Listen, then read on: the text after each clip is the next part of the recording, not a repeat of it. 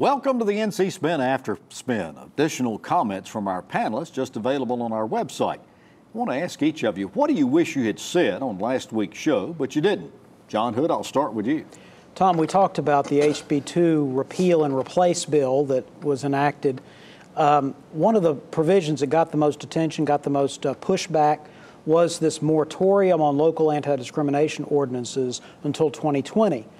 What I think is going to happen between now and then, I think that moratorium will not be extended beyond that period. I think local governments will acquire the authority, reacquire it. Remember, a number of municipalities already had local anti-discrimination ordinances. It was never clear whether they had the authority to pass them, but they had, and those ordinances are now back in place. They're not supplanted by the new bill, so they've been restored.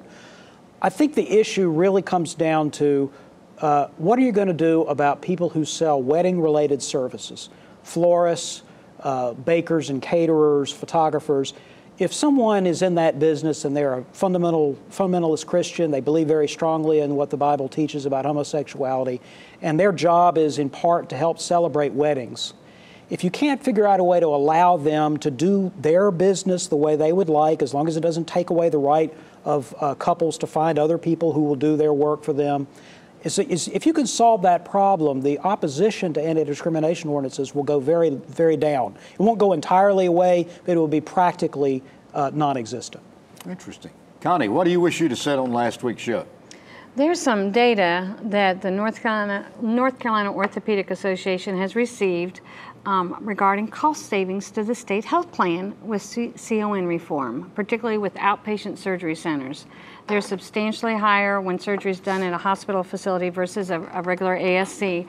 And the savings over 8 years is estimated to be about $800 million.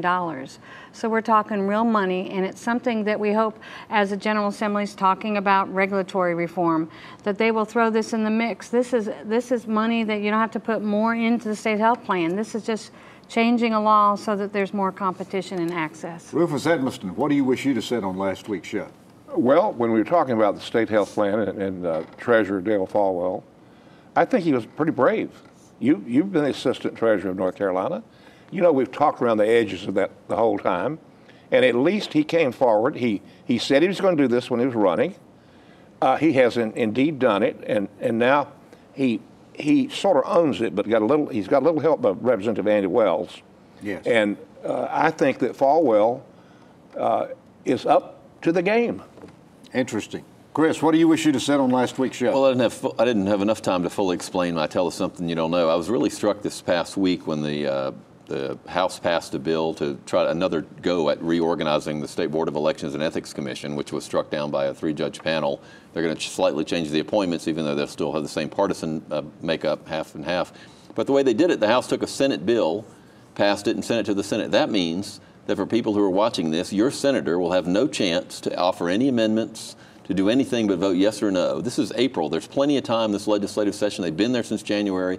Why in the world would they start abusing the legislative process to prevent Well, that's exactly what they did with HB 142. Well, that's right, and that was wrong too. I mean, we're getting to the point now where we're going. I really feel like we're headed back to where the Democrats were in the 80s.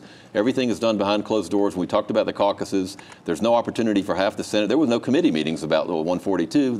Nobody knew exactly what it was until the night before.